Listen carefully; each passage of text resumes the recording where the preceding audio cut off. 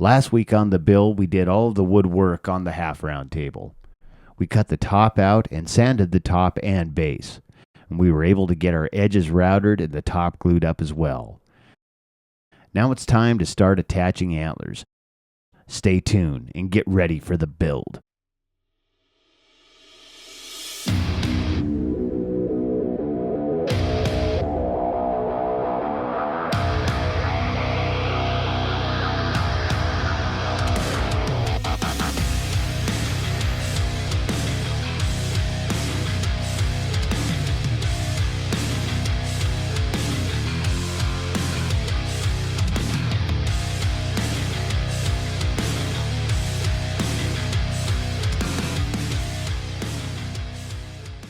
Now on that half round table, we have at least 300 pieces of trim on that. It's a massive amount of work, and probably the most time consuming part of any of this table is just getting this trim ready. But the trim is absolutely important because it's what the guys in Austria were doing 200 years ago. And fortunately, we have a lot of tools that are designed to produce this stuff. They didn't. They had a handsaw and a chisel, So with all of our equipment, we're able to do it a lot more efficiently, but it's still the bulk of the time that it takes to do one of these pieces is wrapped up in this trim. Now we start off with a piece of trim, and as you can see, it's not, we have this edge here that needs to be straightened, and we need each piece to be exactly the same size. So we built a jig to make that process a little simpler. So at the end, it will look like this. We'll get started on that and hopefully get ahead of this a little bit. Starting the trim on the half round table is a daunting task. Each piece is measured and cut to 2 inches. Each piece of antlers will make 2 pieces of trim, so we will need over 120 sections. Once our trim is cut to size, they will need to be split in half to give us a flat surface to attach to the skirt of our table.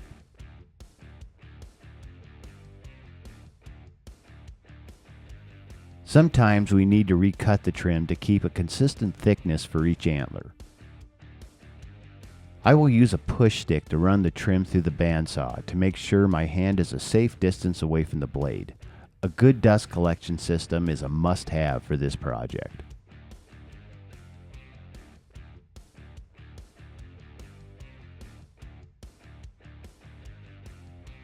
I will repeat this process over and over until we have enough trim to fully cover the skirt of the half round table.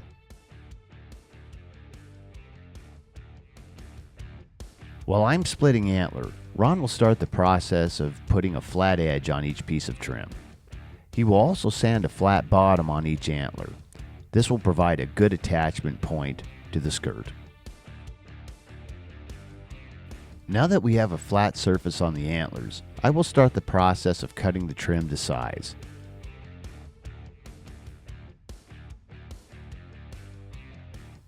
The jig that we are using will ensure that each piece has a 90-degree angle on all sides. Once the angles are cut, we will use a stop built into the jig to make each piece of antler the same length.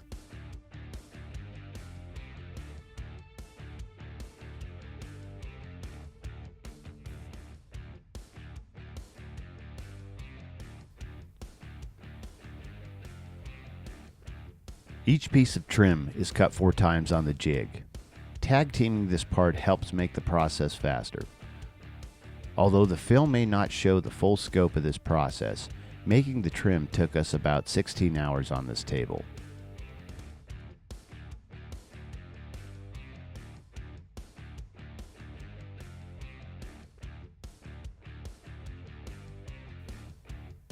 Once the trim is cut, we will line up each piece to make sure they fit together without any gaps between the pieces of antlers.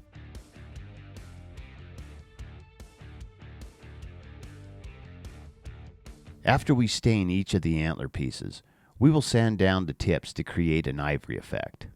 This will offset the color and break up the brown tones that are prevalent in the walnut and the antlers.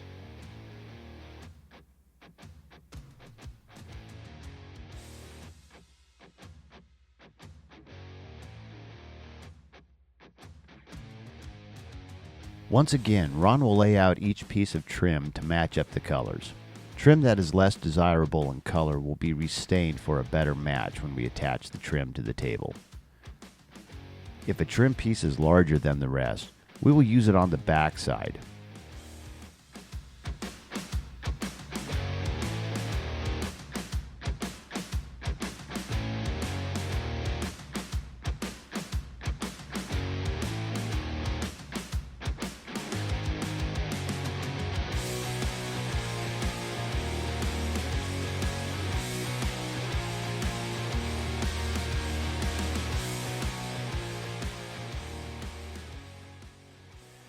Each piece of trim that goes into this table is handled 7 times, and that's an incredible amount of work, but the end result is stunning. So we're willing to do that. However, one of the things that we can never afford to do is ever throw any antler away, because we use every last point, every last bit to give this effect that we put onto these tables. All right, now that we got our legs cut, what's next, brother? We're going to stain these antlers, make them look pretty. We're gonna, and why, match them up. Why are we staining these things, man? Well, because they do have different colors. Right. I mean, you can see that these ones here are a little bit darker. We're going to just try to give them a uniform color all the way around. Perfect. And you know what? I think that's going to work. And we also, a lot of times these things might sit in a window. And we don't want the front side of this piece bleaching white and the back side staying brown. So we've hit them with this UV stain, keeps them same color forever. Now, this is very interesting. You got fallow deer here. I have the fallow Special deer. precautions. Doug, explain. So these are, and these are actually naturally shed from Germany or Austria. I'm not sure, or UK. I'm not sure where these ones particularly came from, but very rare, very difficult to get. So we felt pretty fortunate on this to be able to get enough of these to work on this. And they kind of keep the piece a little more historically correct with the black forest. There we go. Use a lot of There we go. Now we can use the exact same stain on these. Is that one? So we're going to hit these with the natural stain first, Yes. and then that way we know exactly what color they're going to be, because we don't want to stain them and they're too dark. So, if we hit them with natural first, we can always darken them. So the pores on the antlers, elk antlers, are much different than these. So Yes. these are going to absorb a lot more stain. Yep. So start light, work your way up. Absolutely. I'm going to go grab the natural and some rags.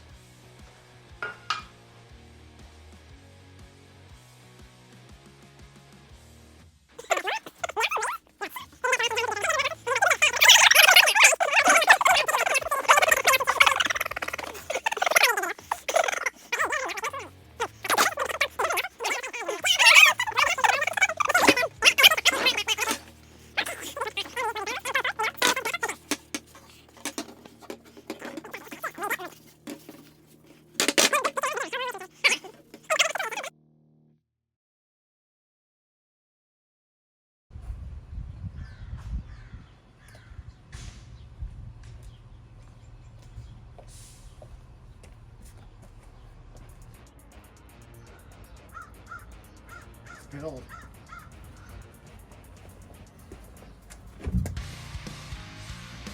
We are finally at a point where we can see some real progress. The trim is cut and prepped, and it's time to attach.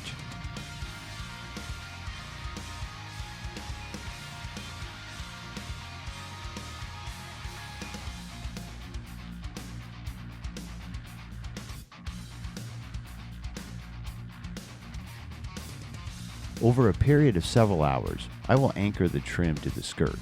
We will show this in time lapse to speed things along.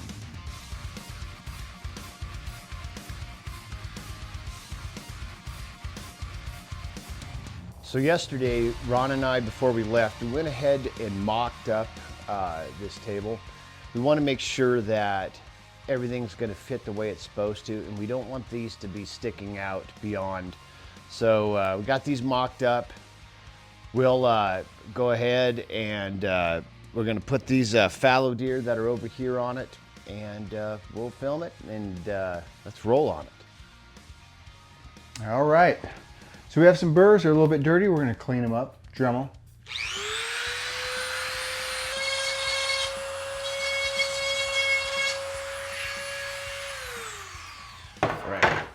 All right, so the next thing we're going to want to do is we're going to want to countersink these things so we can cover up those screws a little easier. So we put 2 holes in so we can mark our space off.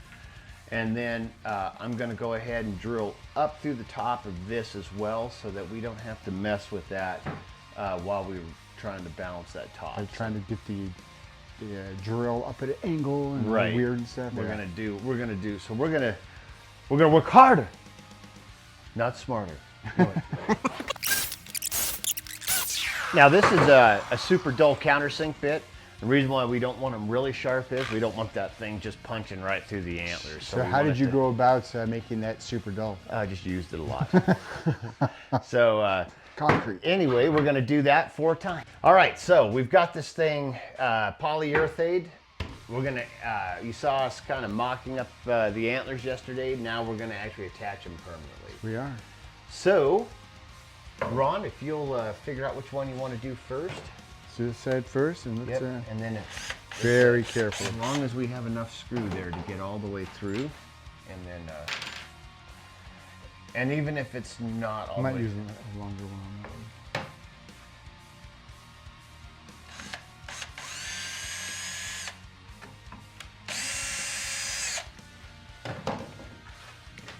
Parati. Ron and I will try different positions with the antlers to find the perfect placement. We are looking for symmetry and balance so that the antlers don't feel weighted to one side of the base. All right, so we're gonna do the same thing on this side, same thing here. So let's just go ahead and get all 3 of those done, and then we'll take the next step.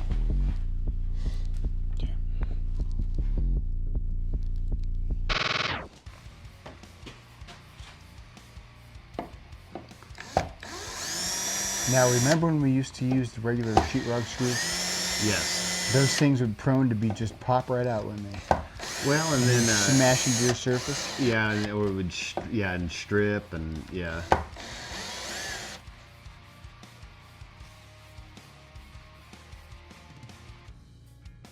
We have to be careful when securing the antlers to the top to not scratch the finish. One misstep can mean refinishing the entire table base.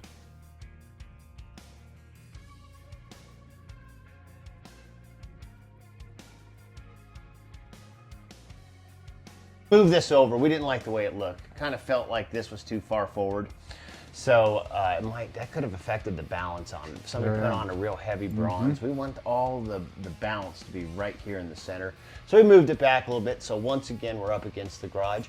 But we're gonna put screws into here and drill them in. Let's proceed. Okay. I will drill into the top to secure the antlers. Each hole is countersunk to give maximum strength and to allow heavy items to be placed on top.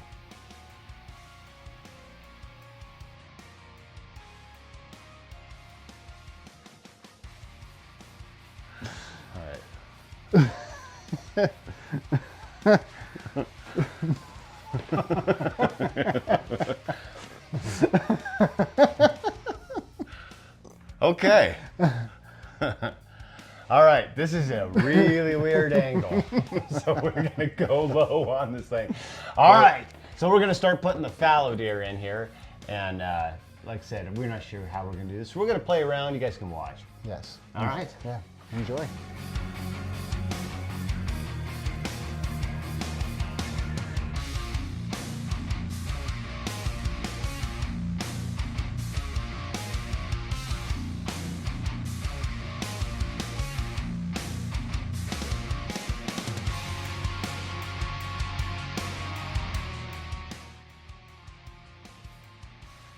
So occasionally we kind of get held up on a project by we don't really know what to do with the center parts.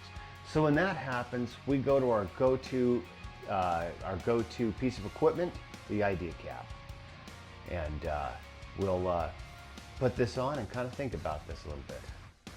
Action.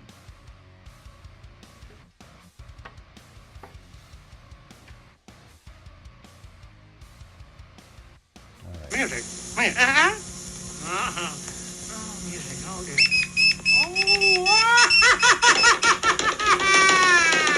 Oh, I've got it. I know what I'm gonna do now. This is great. I love the idea hat. Placing the fallow deer antlers properly is a key part to decorating the base. Proper placement will provide a pleasing visual effect and will draw the eye to the top of the table.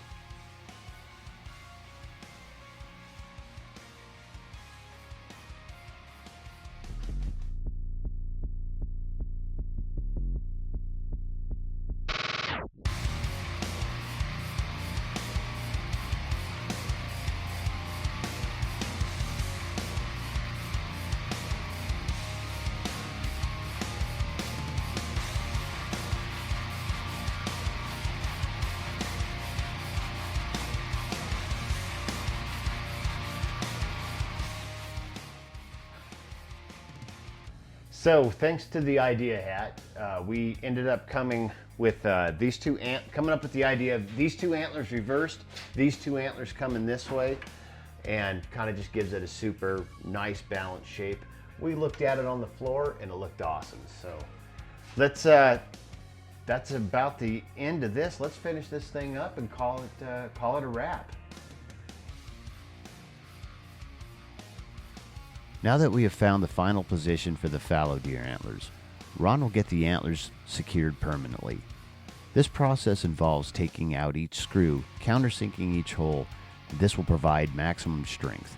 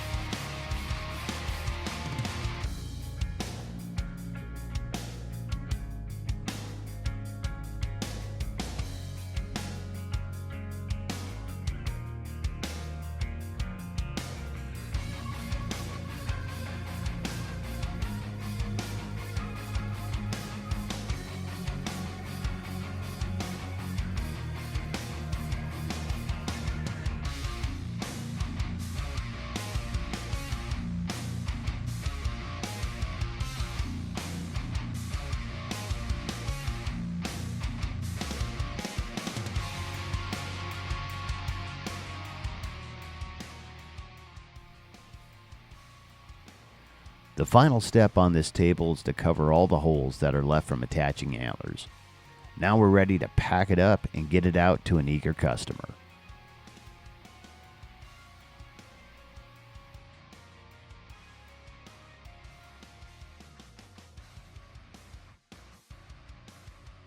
All right, man, Got so her. that is it, brother. Got her complete. Boy, I tell you She's a what, beauty, isn't it? it's awesome. And I tell you what, it's going to the Broadmoor Gallery. Looking forward to delivering it to them on Monday. And but man, that went fast. It did. Man, I Looks tell you what. really good. I like the, Yep. really like it. Every once in a while, we'll get one of these projects where there's nothing that goes wrong, and I think this is definitely one. This is, yeah. We had zero problems on it, so we came in on time, on budget, and that's always what we like. Yes, sir. Well done. Good job, Doug. When we film these episodes, we try to get them right the first time, but every once in a while, things kind of go awry. And here's an example of our blooper reel. Why don't you stick around while we build this? Or don't. I don't care. Yeah. Okay, go for it. Okay. Now, are you gonna like point at me and say something pithy, or No. are you gonna stop and go? I was like, "Hi, I'm Doug Nordberg." All right, so we didn't like the way that this thing looked. We felt that the top was too far forward, and so we moved it.